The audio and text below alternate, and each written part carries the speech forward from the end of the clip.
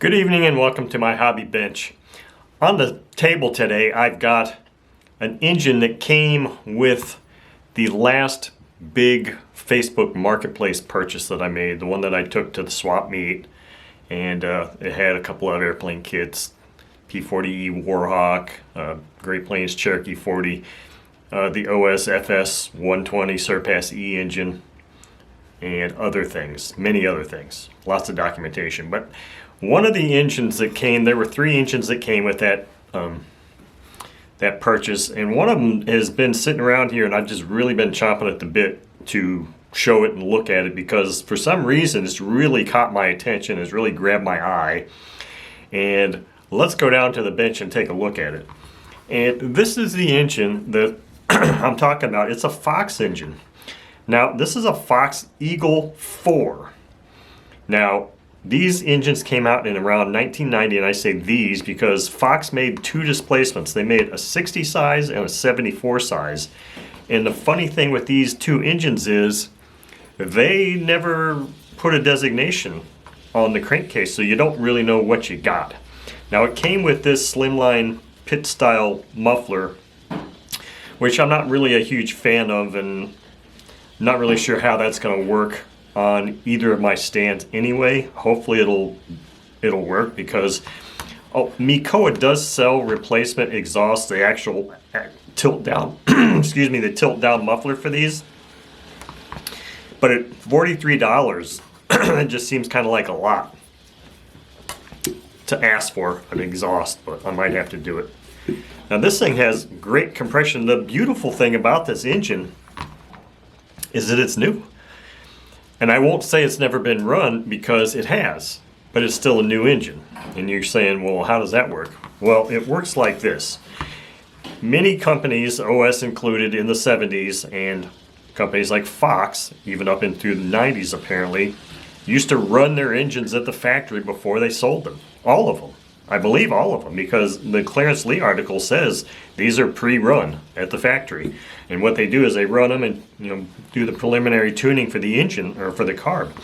So what I want to do here is I'm not going to do a look inside, but I do want to take this exhaust off because I was just reviewing the Clarence Lee article, and fortunately the article is for both the 60 and the 74 engines, so he's got both of them disassembled, and he's showing the difference between the two engines. Now the 60 and the 74, the major difference is the 74 is a bored out engine. So the two engines share this same lower crankcase, but the head is different. You can see it's got this unique construction, which is more like sort of a Sato engine where you bolt the whole head on.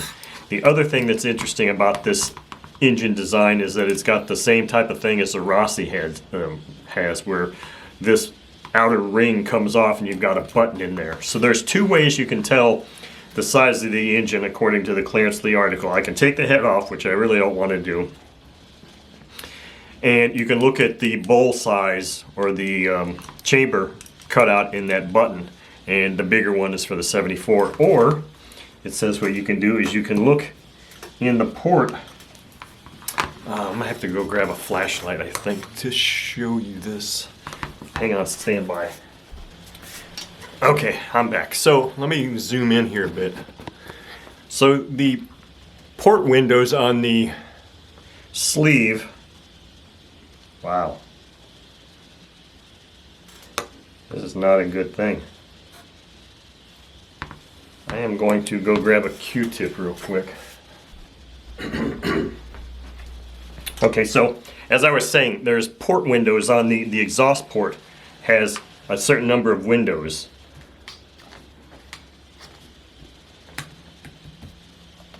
Oh, my laptop just shut down. And the Eagle 60 has 3, and the 74 has 4. This one appears to have 1, 2, 3, 4. So this is a 74.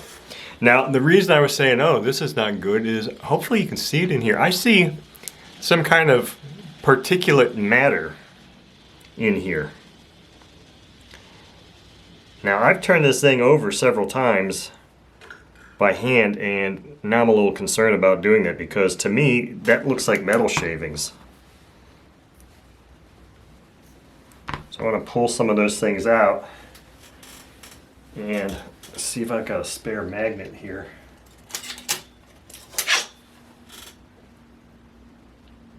Oh, why would I think they're magnetic? They'd probably be aluminum.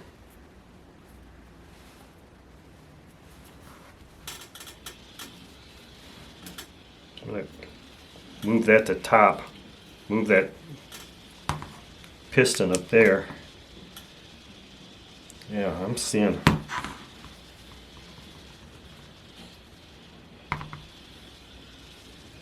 Feels like metal to me.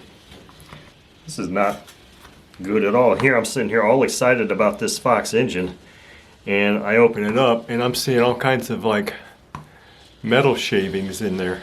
Now I'm gonna have to take the head off, and I may end up having to take this whole damn thing apart now because of this.